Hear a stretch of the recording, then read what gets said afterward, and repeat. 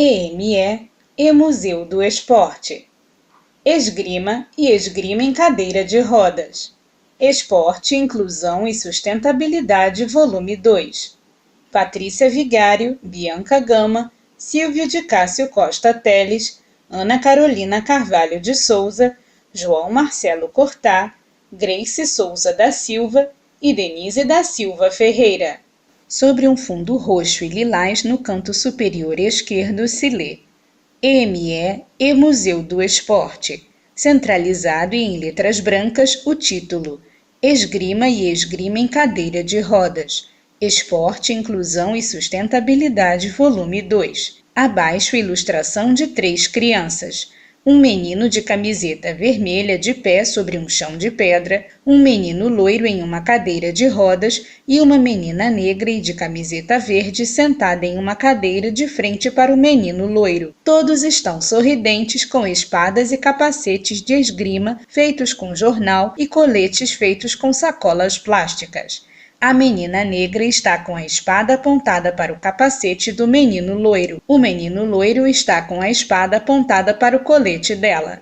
O robô mascote do Museu do Esporte está junto às crianças suspenso no ar, sorridente com capacete feito com jornal, espada do mesmo material e colete de sacola plástica. Abaixo da ilustração se lê Patrícia Vigário, Bianca Gama, Silvio de Cássio Costa Teles, Ana Carolina Carvalho de Souza, João Marcelo Cortá, Grace Souza da Silva e Denise da Silva Ferreira. EME e Museu do Esporte. Patrocínio: Enel, Secretaria de Ciência, Tecnologia e Inovação, Governo do Estado, Rio de Janeiro.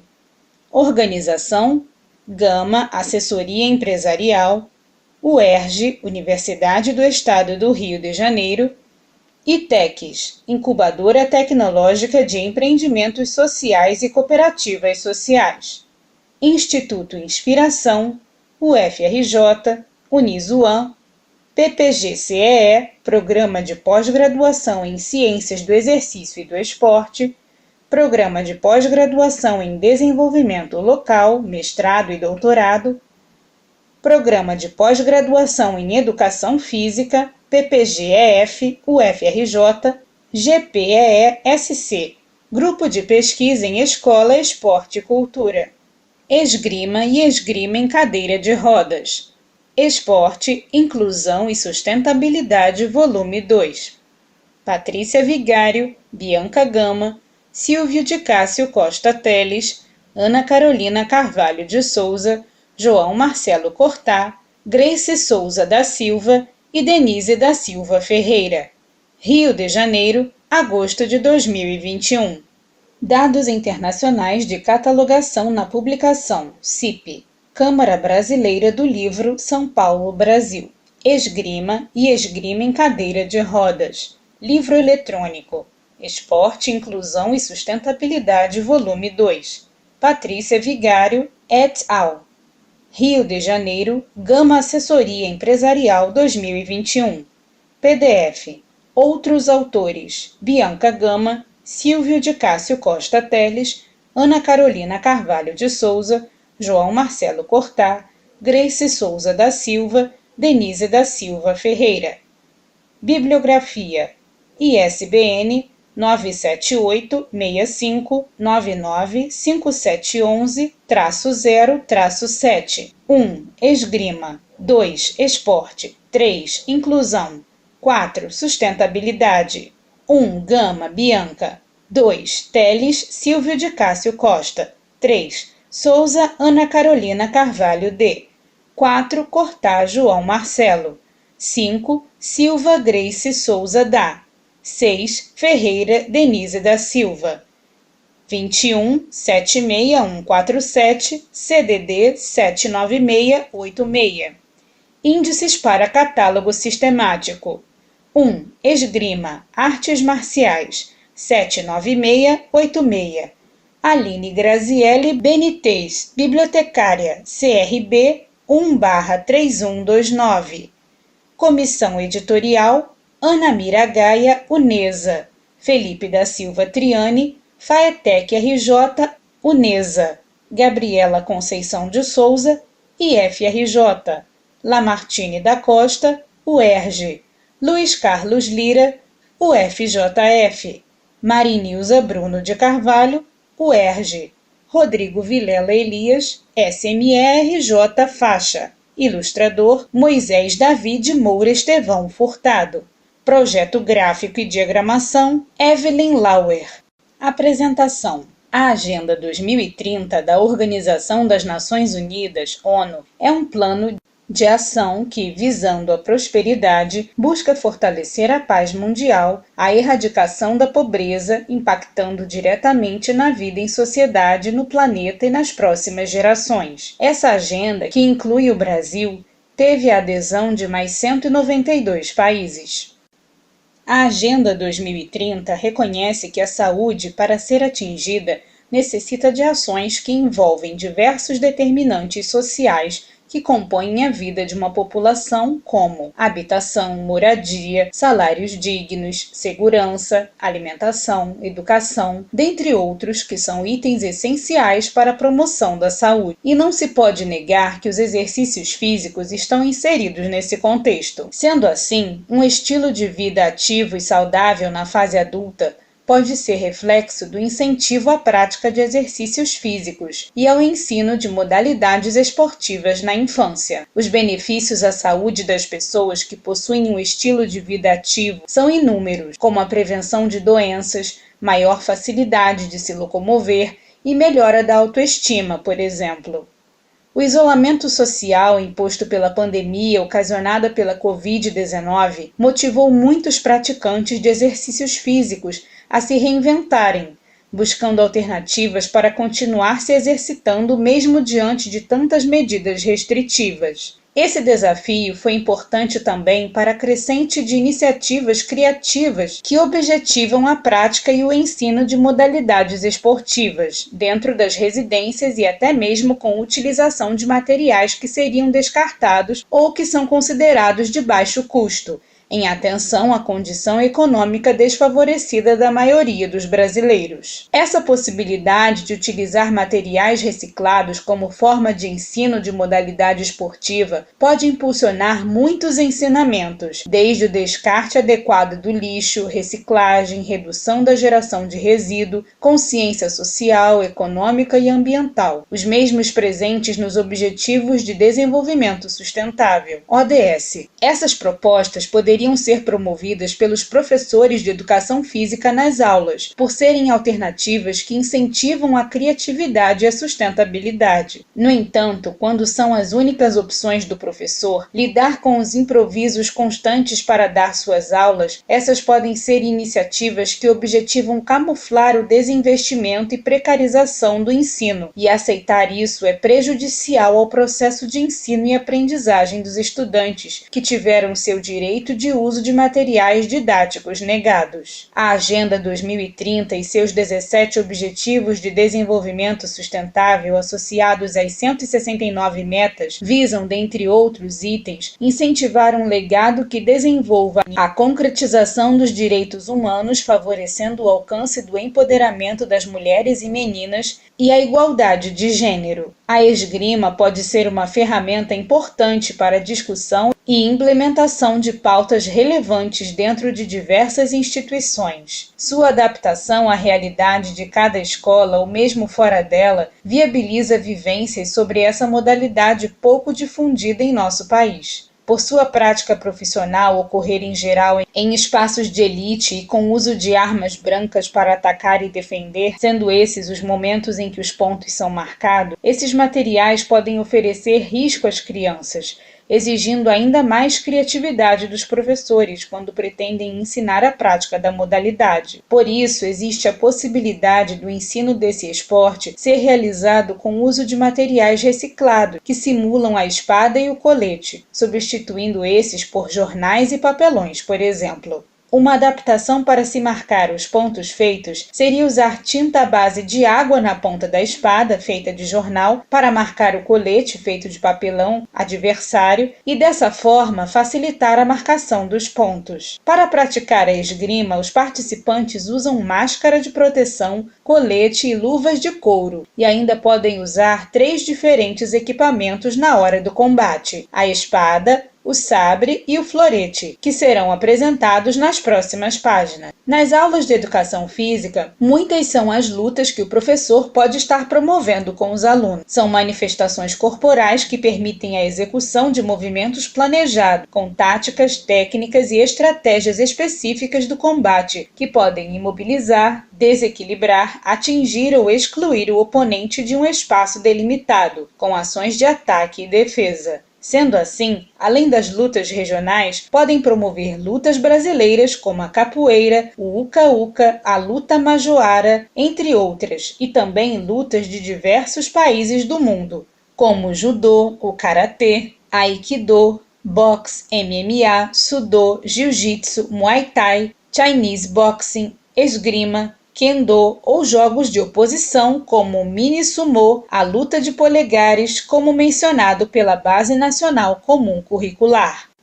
Diferentemente da briga, na qual ocorrem situações de desrespeito, violência e ausência de regras, a luta segue uma conduta ética e moral, respeitando regras pré-estabelecidas que estão sempre aliadas à ideia de fair play. Tanto que na maioria delas existem saudações no início e a necessidade de cumprimentar o adversário no término, como sinal de respeito, assim como acontece na esgrima. O Brasil apresenta uma enorme desigualdade econômica que reflete no esporte, principalmente na sua prática e acessibilidade. Na esgrima não é diferente, sendo seu acesso restrito, geralmente, aos grupos favorecidos economicamente, o que dificulta a vivência e conhecimento por parte significativa da população. A esgrima é considerada um esporte não convencional ou tradicional nas escolas, por não ser visto com tanta frequência, como ocorre com futebol, voleibol, basquete e handebol. Sendo assim, o objetivo é democratizar e difundir esse conhecimento, justamente para que possamos pensar em relações menos desiguais, principalmente sobre o acesso a determinados conhecimentos. Sem que as questões aqui mencionadas se apresentem como um manual ou programa rígido a ser seguido, pelo contrário,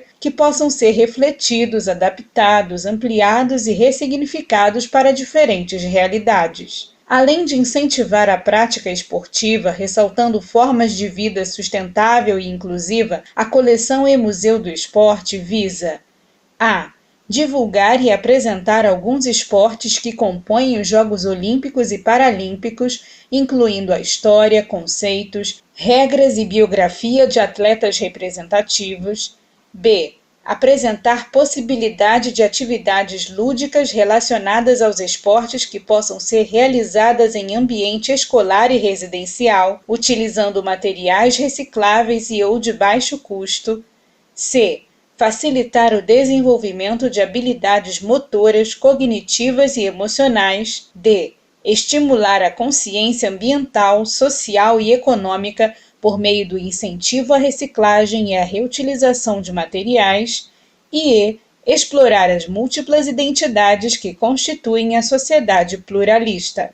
As obras que compõem a coleção apresentam atividades de fácil execução e são descritas em uma linguagem simples e objetiva, de modo a alcançar crianças e jovens de diferentes faixas etárias. Ao final de cada atividade, será possível ter acesso a vídeos demonstrativos com o passo a passo para a construção dos implementos utilizados em cada esporte. A coletânea está organizada em 6 volumes, abordando as seguintes modalidades. 1. Atletismo. Provas de arremesso de peso, lançamento de disco, lançamento de dardo e lançamento de clube. 2. Esgrima e esgrima em cadeira de rodas. 3. Basquete e basquete em cadeira de rodas. 4. Vôlei e vôlei sentado. 5. Esportes de raquete, tênis de mesa, tênis em cadeira de rodas e badminton e para-badminton. 6. Futebol e Futebol de 5. Que a sua leitura seja proveitosa e contribua para a construção de uma consciência mais crítica em relação à utilização dos esportes como uma ferramenta importante de aprendizado e inclusão. Dessa forma, as mais diversas modalidades poderão ser tematizadas em diferentes âmbitos sociais, permitindo ricas vivências em sua casa, na sua escola ou mesmo em outros diferentes espaços. Os autores. Sumário. 8. 1. A esgrima. Conceitos e um breve passeio pela história. 13. 1.1. A esgrima nos Jogos Olímpicos. 13. 1.2. A esgrima nos Jogos Paralímpicos. 14. 1.3. Marcos históricos. 17. 2. Personalidades brasileiras da esgrima. 17. 2.1. Nathalie Moellhausen.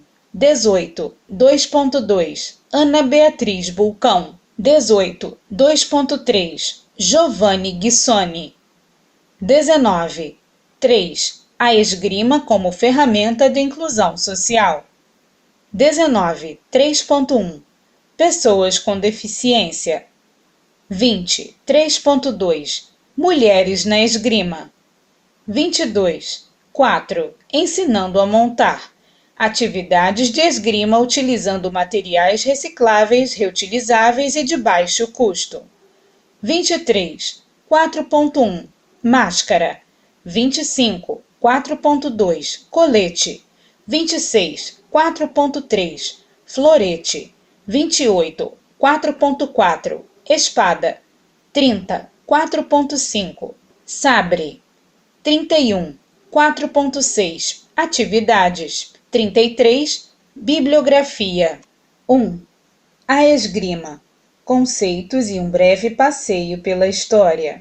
Originária dos combates de espada, a esgrima se tornou esporte no século XV. A palavra esgrima é originária de eskrime, ou escrima, que vem da palavra germânica skirmjan. O surgimento dessa modalidade pode ter acontecido na pré-história, quando o homem utilizou um pedaço de madeira para caçar, atacar ou se defender para sobreviver. Mas somente com a criação dos metais que as primeiras armas foram criadas e passaram a ser usadas por chefes de grupos ou tribos.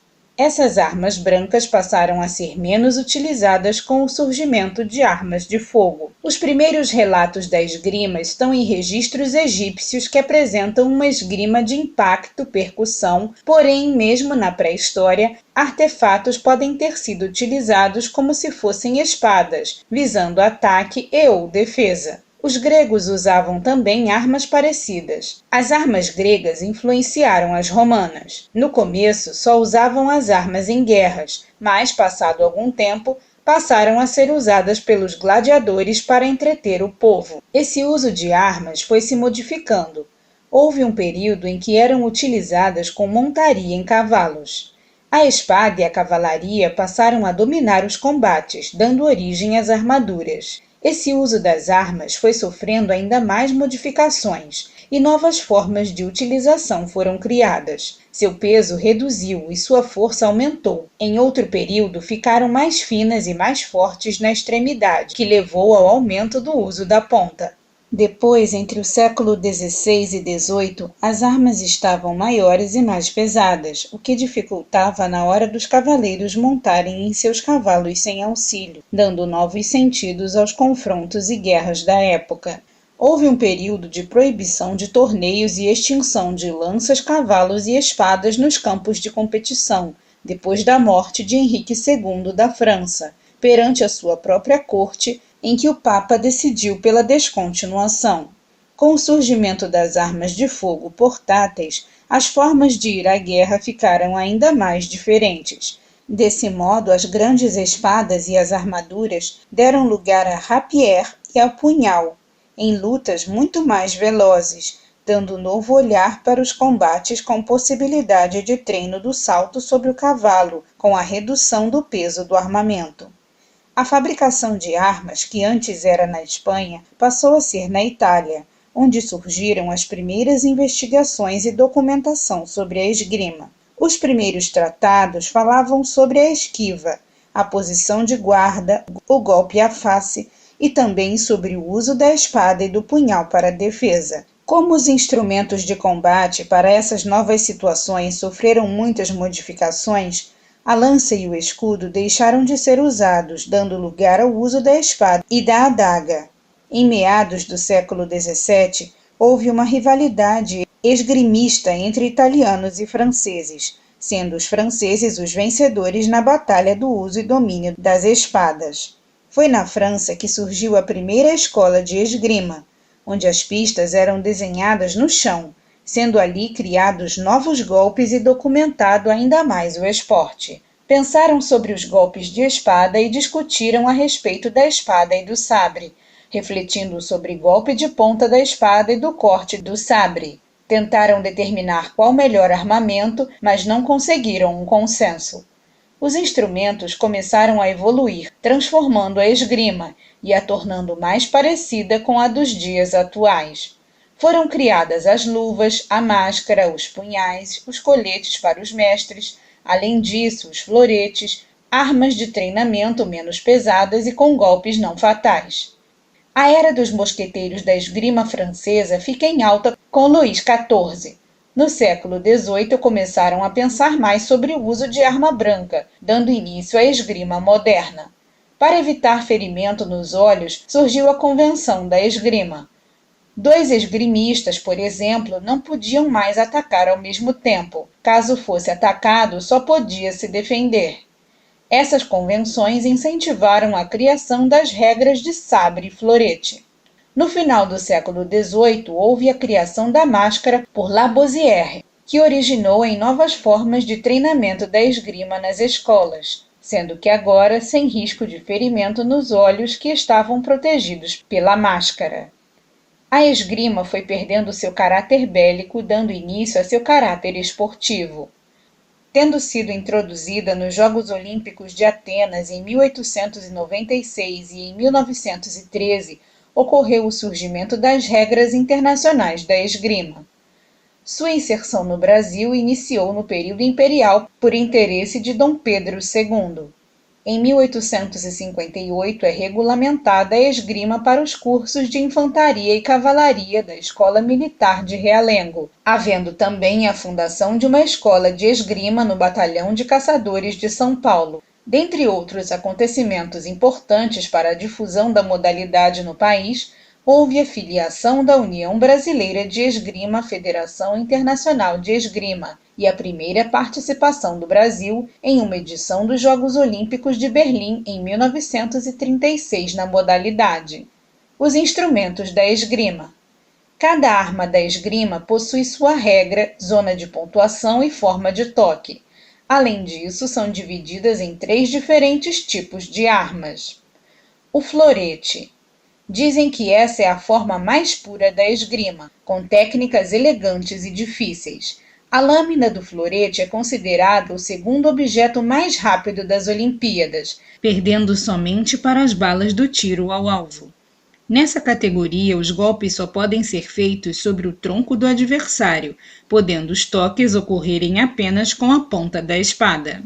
Ilustração de um florete na horizontal. Na parte de segurar se lê pomo e punho, máximo 20 cm.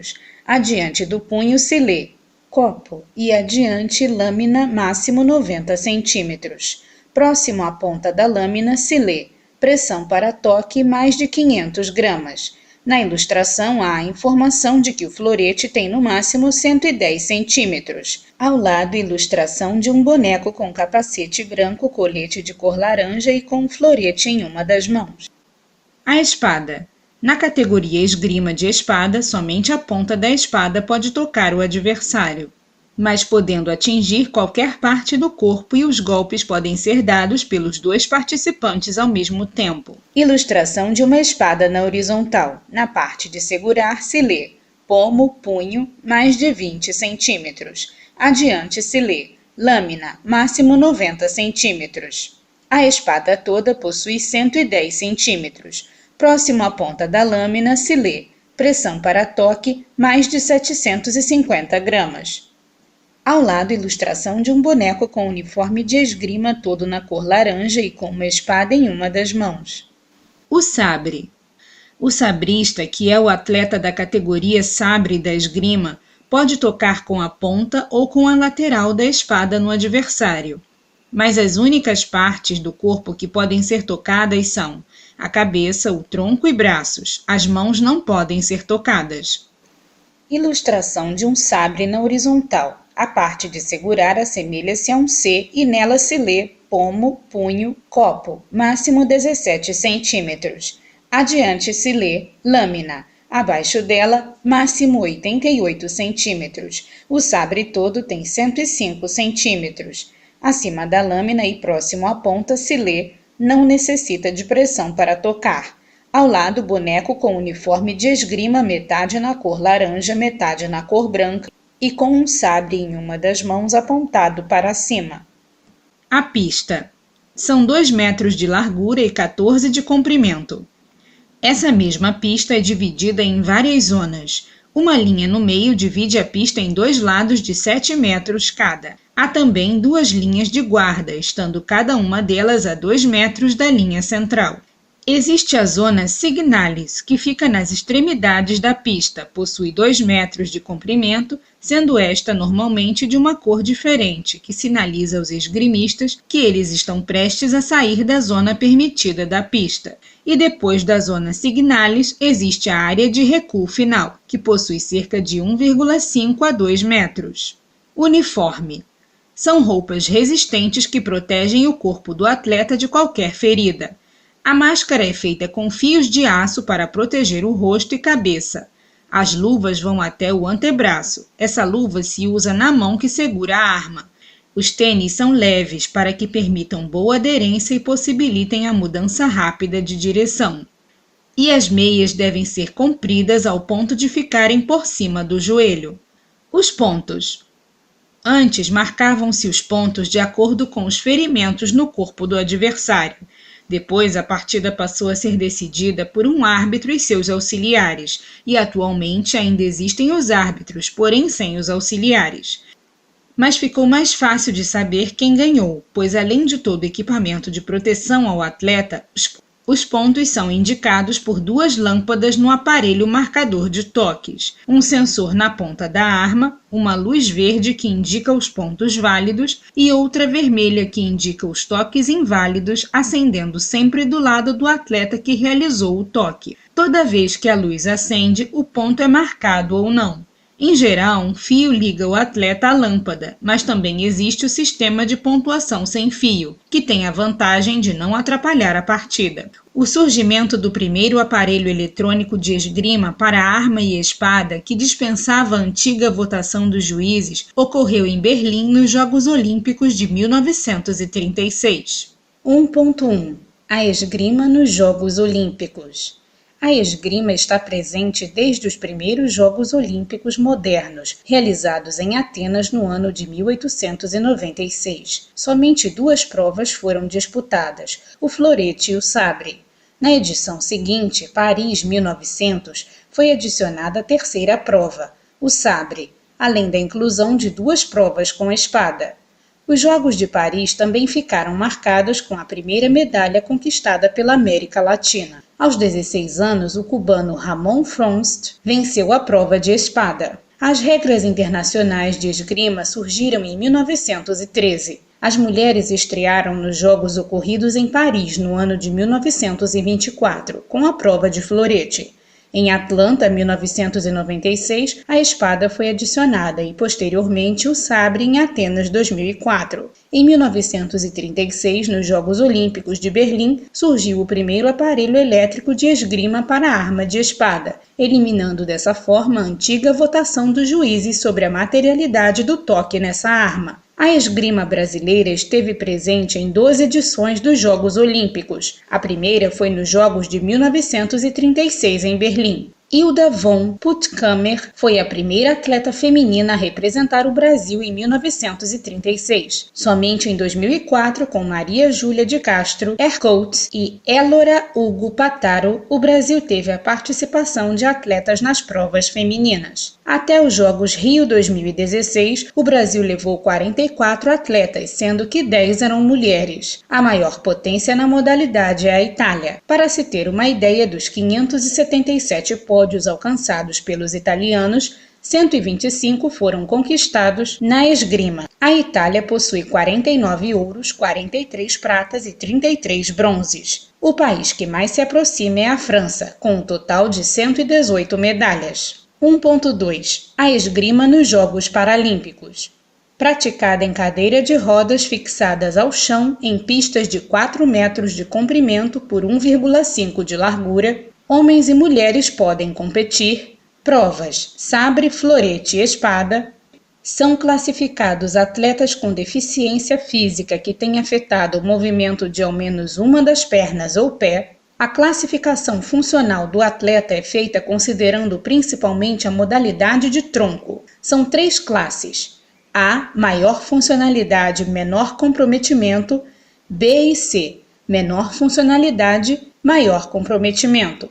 Objetivo na prova de sabre: toque da ponta da lâmina em qualquer parte acima do quadril do oponente. Objetivo na prova de florete: toque da ponta da lâmina no tronco do oponente. Objetivo na prova de espada: toque da ponta da lâmina em qualquer parte acima do quadril do oponente. 1.3 Marcos históricos.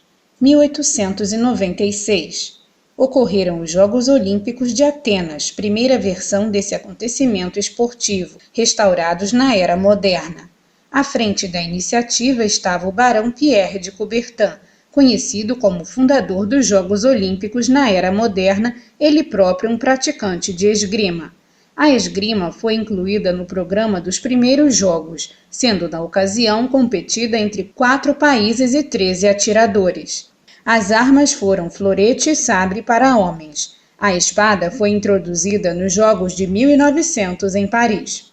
1936. A primeira edição dos Jogos Olímpicos que o Brasil esteve presente ocorreu no ano de 1936 em Berlim, com 12 participações. 1932.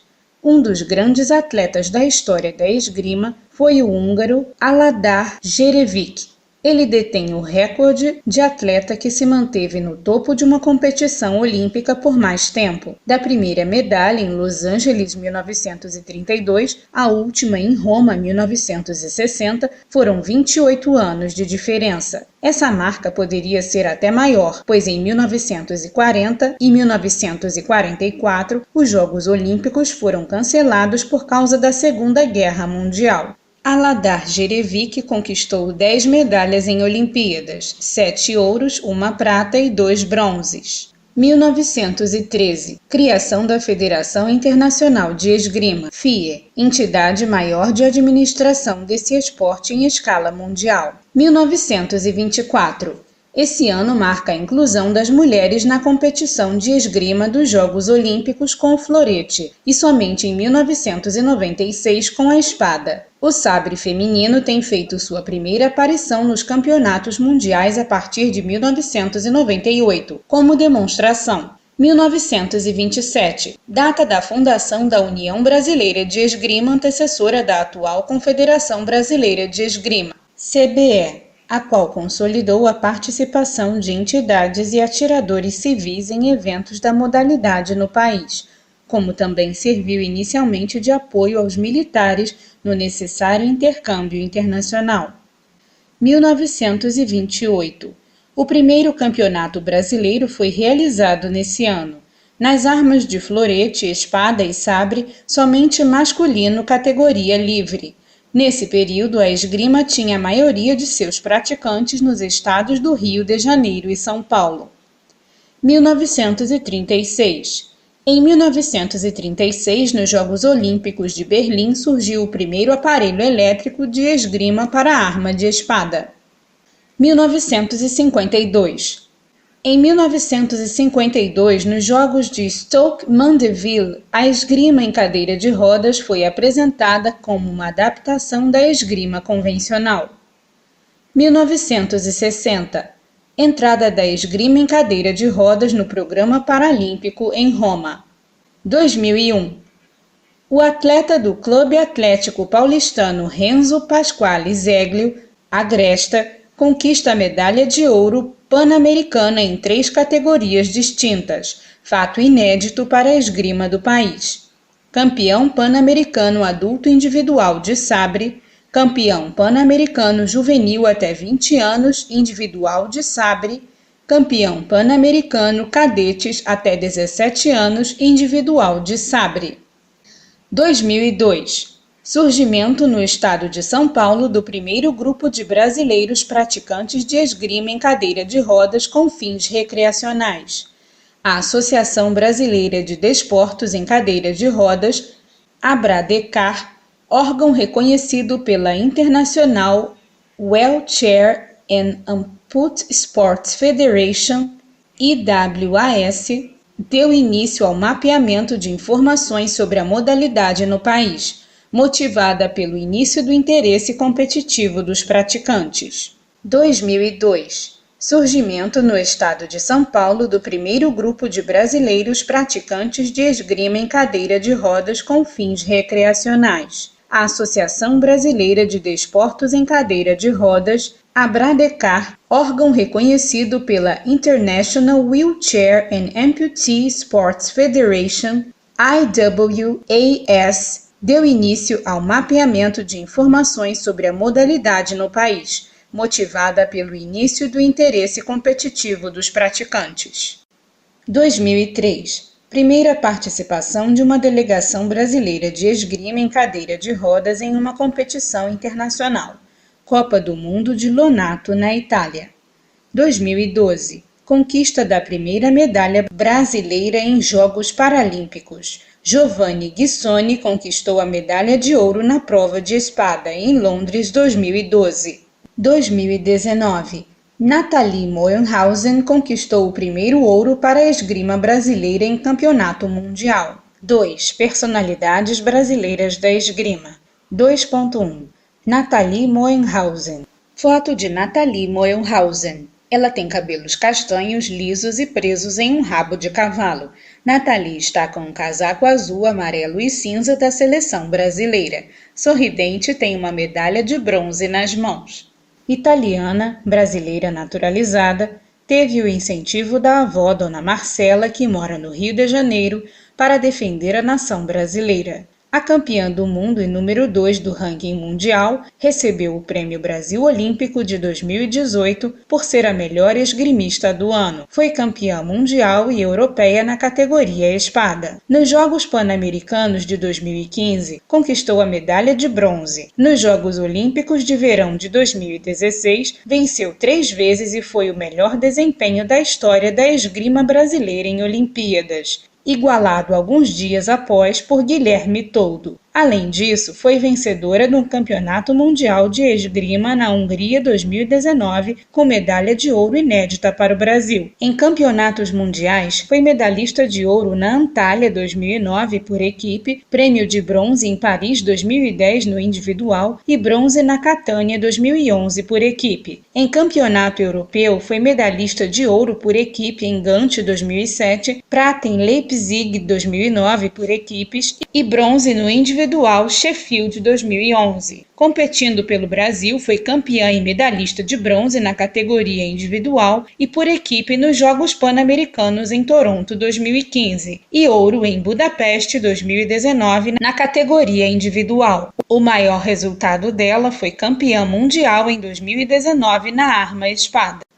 2.2. Ana Beatriz Bulcão. Ana Beatriz Bulcão está sorridente com um casaco verde e amarelo do Brasil. Ela é negra, tem cabelos crespos na altura da nuca e está com uma medalha de bronze pendurada no pescoço. Nascida em São Paulo no ano de 1993, Bia Bulcão é atleta olímpica Rio 2016. Foi a primeira brasileira a estar entre as 6 melhores do mundo no ranking mundial 2012-2013. Foi a primeira medalhista em Jogos Pan-Americanos na categoria de florete feminino. Dentre muitas outras conquistas, foi medalhista de ouro em Copenhague 2014, bronze na Cidade do México 2019, ambas na categoria florete individual na Copa do Mundo, e bronze em Lima 2019 na categoria florete individual dos Jogos Pan-Americanos. 2.3 Giovanni Guissoni. Giovanni Guissoni, sorridente, sentado em uma cadeira de rodas com uma medalha de bronze pendurada no pescoço. Ele está com o casaco da seleção brasileira em diferentes tons de azul, amarelo e verde e tem uma bandeira do Brasil sobre as pernas. Giovanni Guissoni nasceu no Rio Grande do Sul em 1983. Em 2004, ficou paraplégico devido a uma bala alojada na coluna durante uma tentativa de assalto. 4 anos após esse episódio, Giovanni começou a praticar esgrima em cadeira de rodas. Em 2011 e 2012, conquistou as medalhas de bronze e de prata, respectivamente, nas etapas da Copa do Mundo realizadas no Canadá e na Alemanha. Ainda em 2012, em Londres, se consagrou campeão paralímpico na prova de espada. Esta foi a primeira medalha de ouro do Brasil em Jogos Paralímpicos na esgrima em cadeira de rodas. 3. A esgrima como ferramenta de inclusão social. 3.1 Pessoas com deficiência. Diferentemente de algumas modalidades mais populares, como voleibol, queimado, basquete, handebol, futsal, que podem por vezes gerar exclusão de pessoas com deficiência por necessitar de mais adaptações para incluir essas pessoas, a prática da esgrima se apresenta como uma ótima ferramenta inclusiva, na medida em que oferece a esses participantes mais chance de praticar o esporte sem que sua condição seja um fator limitante, exigindo menores adaptações a depender da situação. A literatura é consensual quando o assunto trata dos benefícios da prática dos exercícios físicos para pessoas com deficiência pela capacidade de desenvolver um comportamento proativo e melhorar as capacidades físicas, mentais e sociais, como foi o caso do Sandro Colasso, que em uma entrevista ao site Globoesporte.com relatou ter encontrado na esgrima um espaço acolhedor, diferentemente das dificuldades encontradas em praticar um esporte coletivo com o seu tipo de deficiência. Contou que, pela esgrima ser um esporte individual em que os resultados basicamente dependem apenas dele, encontrou nesse esporte muitos benefícios, desde representar o Brasil e viajar o mundo a participar dos Jogos Paralímpicos. 3.2 Mulheres na esgrima. É comum encontrarmos a frase "lute como uma garota" em estampa de camisa, broches e nas redes sociais quando o assunto é feminismo. Meninas podem lutar? Essa é a questão que muitas das vezes permeia esses espaços que historicamente foram ocupados por homens.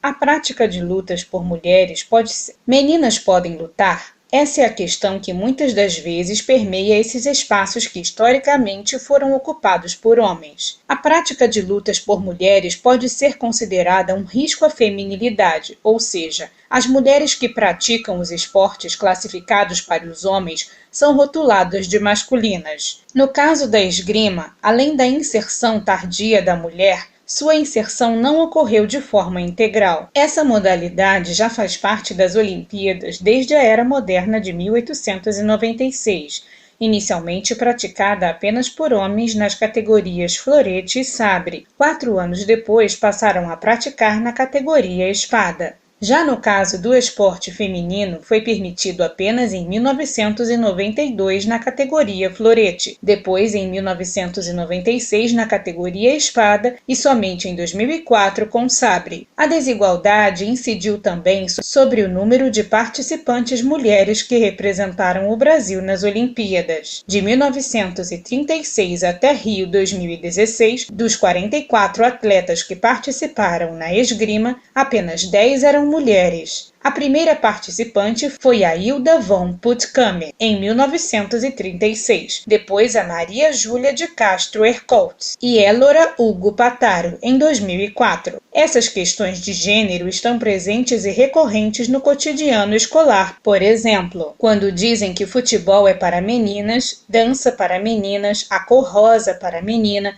azul para os meninos.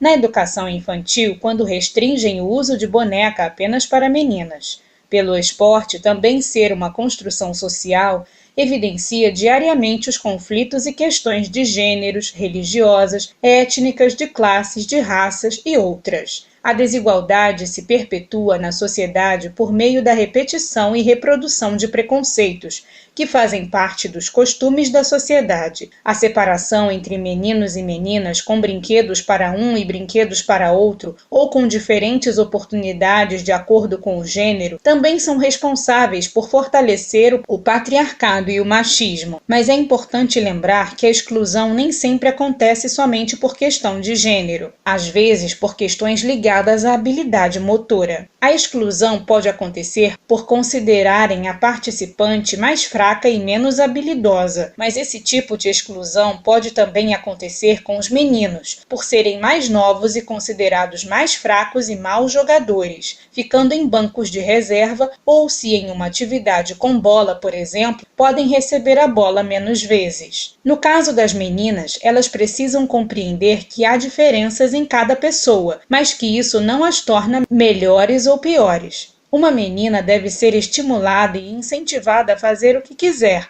assim como um menino é, e a independência e a coragem sempre devem ser enaltecidas. 4. Ensinando a montar. Atividades de esgrima utilizando materiais recicláveis, reutilizáveis e de baixo custo.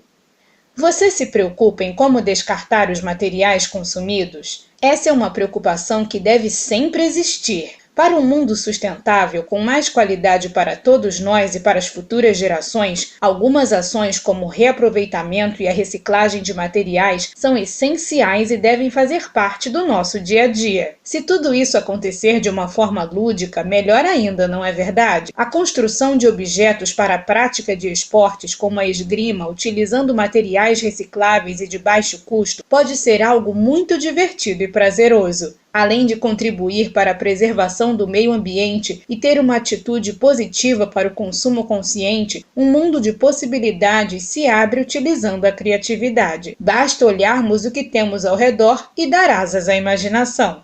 4.1. Máscara. Materiais necessários para a construção da máscara. Folhas de jornal. Foto de uma folha de jornal. Balão inflável. Foto de mão com um balão de cor branca. Cola. Foto de mão com um pote de cola. Água. Foto de mão com um pote de água. Pincel. Foto de mão com um pincel. Caneta hidrocor. Foto de mão com uma caneta hidrocor preta. Construindo a máscara. Para a construção da máscara, encha um balão de gás aproximadamente do tamanho da sua cabeça e dê um nó. Foto do balão branco.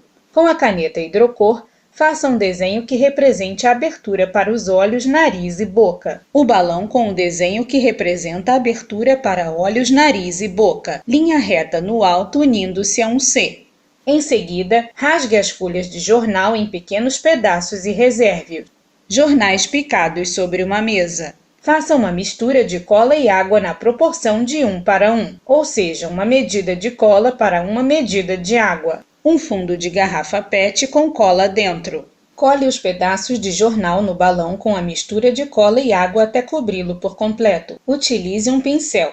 Respeite os limites marcados para a abertura dos olhos, nariz e boca e deixe secar por algumas horas. O balão com pedaços de jornal colados. Quando a colagem estiver completamente seca, estoure o balão. Pronto, a sua máscara está pronta. Se preferir, pode decorá-la com adesivos ou pintando-a com tinta guache. 4.2. Colete. Materiais necessários para a construção do colete. Sacola plástica, tesoura. Foto de uma tesoura. Construindo o colete. A construção do colete é muito simples. Com a sacola plástica de ponta cabeça, basta cortar os espaços para a passagem da cabeça e dos braços. Foto de uma mulher do colo para baixo com um colete feito de sacola plástica. 4.3. Florete. Materiais necessários para a construção do florete. Construindo o florete. Folhas de jornal. Foto de uma folha de jornal. Garrafa PET. Sobre uma mesa, foto de uma tesoura e de uma garrafa PET. Tesoura. Foto da tesoura. Fita adesiva ou crepe. Foto de uma fita adesiva. Construindo o florete. Para a construção do florete, enrole uma folha de jornal na diagonal para formar a lâmina. Para dar mais firmeza, use tiras de papelão no seu interior, cortadas, por exemplo, de caixa de sapato, ou utilize 2 ou mais folhas. Mão sobre a folha de jornal. Parte da folha está em forma de vareta, o florete. Prenda a ponta com um pedaço de fita adesiva transparente ou crepe e reserve. Em seguida, corte uma garrafa PET em um ponto a cerca de 4 dedos abaixo da boca da garrafa. A folha em forma de florete. Passe a lâmina por dentro da boca da garrafa cortada, meça a distância de cerca de 1 palmo da extremidade, suficiente para segurar o florete, e prenda-o com fita adesiva ou crepe. Foto da tesoura e da garrafa PET. Florete pronto. Foto do florete feito com jornal sobre a mesa. 4.4. Espada. Materiais necessários para a construção da espada. Folhas de jornal. Foto de uma folha de jornal. Papelão. Exemplos: caixa de leite, caixa de sapato. Foto de um papelão cortado em forma de círculo. Tesoura. Foto de uma tesoura. Fita adesiva ou crepe. Foto de uma fita adesiva. Construindo a espada. Comece enrolando uma folha de jornal na diagonal para formar a lâmina da sua espada. Prenda a ponta com um pedaço de fita adesiva ou crepe. Para dar mais firmeza, use tiras de papelão no seu interior, cortadas, por exemplo, de caixa de sapato, ou utilize 2 ou mais folhas. Foto de uma mão sobre uma folha de jornal. Parte da folha está em forma de vareta, a espada. Em seguida, corte um círculo de papelão e faça um furo no centro com tamanho suficiente para a passagem da lâmina. Foto do papelão cortado em forma de círculo. Passe a espada pelo círculo, meça a distância de cerca de 1 palmo da extremidade, suficiente para segurar a espada, e prenda-a com fita adesiva ou crepe. O jornal em forma de espada preso ao papelão em forma de círculo. Espada pronta. Mão com a espada. 4.5. Sabre. Materiais necessários para a construção do sabre. Folhas de jornal. Foto de folha de jornal. Fita adesiva ou crepe. Foto de uma fita adesiva. Construindo o sabre. Comece enrolando uma fita de jornal na diagonal para formar a lâmina do seu sabre. Prenda a ponta com um pedaço de fita adesiva ou crepe. Para dar mais firmeza, use tiras de papelão no seu interior, cortadas, por exemplo, de caixa de sapato, ou utilize 2 ou mais folhas. Foto de um jornal enrolado. Em seguida, dobre a ponta de uma das extremidades com distância aproximada de 1 palmo. Mão esticada sobre a mesa, acima o jornal enrolado e com a ponta dobrada. Para finalizar, cole com fita adesiva ou crepe. O sabre feito com jornal ao lado de uma fita adesiva. Sabre pronto. Mão com o sabre. 4.6. Atividades. Atividade 1. Reconhecendo as pontuações na esgrima. Marcar no seu próprio corpo, utilizando fita adesiva ou crepe, os locais em que cada arma pode pontuar. Florete. Apenas o tronco com a ponta da arma. Espada. Qualquer área do corpo com a ponta da arma. Sabre. Cabeça, tronco, ombros, braço e antebraços, a ponta ou lateral da arma. Atividade 2. Treinando a guarda. Para formar a guarda base, os pés devem ficar posicionados em forma de L, afastados cerca de 1 passo à frente com os joelhos flexionados e tronco reto. O braço que estiver segurando a arma deve ficar paralelo ao chão com o cotovelo flexionado e com a arma apontada na direção do oponente. O outro braço deve ficar levantado ao lado do tronco. Atividade 3. Treinando o deslocamento. Partir da posição de base e fazer o deslocamento. A. Para frente e para trás. B. Saltando. E C. Cruzando as pernas. Atividade 4. Treinando o ataque. empunhar a arma, espada, florete ou sabre e realizar o ataque de afundo, esticando o braço em direção ao adversário e o ataque flecha veloz para pegar o adversário de surpresa. Atividade 5. Treinando a defesa. Realizar os movimentos defensivos, em guarda preparado para o ataque adversário e romper movimento de recuar. Bibliografia. Bia Bulcão, atleta olímpica, medalha inédita nos Jogos Pan 2019. Disponível em https://www.biabulcão.com.br/. Acesso em 8/5/2021. Brasil, Base Nacional Comum Brasília, MEC 2018. Disponível em http://basenacionalcomum.mec.gov.br/. CBE, Confederação Brasileira de Esgrima 2021. Disponível em https://cbesgrima.org.br/. Kramer Ribeiro JC, Diogo Campos FK, História da Esgrima, da Criação à Atualidade, Revista de Educação Física 2007, Instituto Toché 2021, disponível em https://institutotoché.org.br. Luiz Thiago Sávio Inglês, Gelber Luan Giovanni, Lichakovsky Jussiara, Esgrima na Educação Física Escolar, uma forma de inclusão social. Brazilian Journal Development, volume 5, página 28.865 a 28.868, 2019. Plataforma Agenda 2030, a integração dos ODS. Disponível em http://www.agenda2030.com.br/os_ODS/. Acesso em 17 de maio de 2021. Rondinelli Paula, Esgrima, Brasil Escola, disponível em https://brasilescola.uol.com.br/educação-física/esgrima.htm. Acesso em 24 de maio de 2021. Sandro Colasso, em Wikipedia, a enciclopédia livre, Flórida, Wikimedia Foundation, 2017, disponível em https://pt.wikipedia.org. Acesso em 20 de abril de 2021. Souza ES, Altman H. Meninos e meninas, expectativas corporais e implicações na educação física escolar.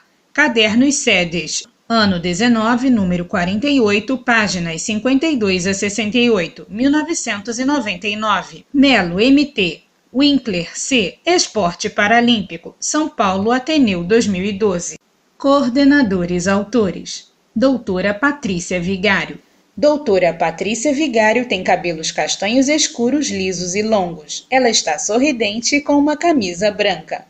Graduação em Licenciatura em Educação Física pela Universidade Federal do Rio de Janeiro, UFRJ 2004. Mestrado em Saúde Coletiva na área de concentração de Epidemiologia e Bioestatística, UFRJ 2007, e doutorado e pós-doutorado em Medicina, Endocrinologia, UFRJ 2011-2013. Atua como professora adjunta do Programa da Pós-Graduação Stricto Sensu em Ciências da Reabilitação, PPG-CR, e do Centro Universitário Augusto Mota, Unisuan, e do Programa de Pós-Graduação em Desenvolvimento Local, PPG-DL, do Centro Universitário Augusto Mota, Unisuan. Atualmente é membro da Academia Paralímpica Brasileira, APB, da Associação Brasileira de Pesquisa e Pós-Graduação em Fisioterapia, ABRAPG, e da Sociedade Latino-Americana de Tireoide. É bolsista do Programa Jovem Cientista do Estado do Rio de Janeiro, FAPERJ 2017. Atua principalmente nos seguintes temas: pessoa com deficiência, desporto adaptado,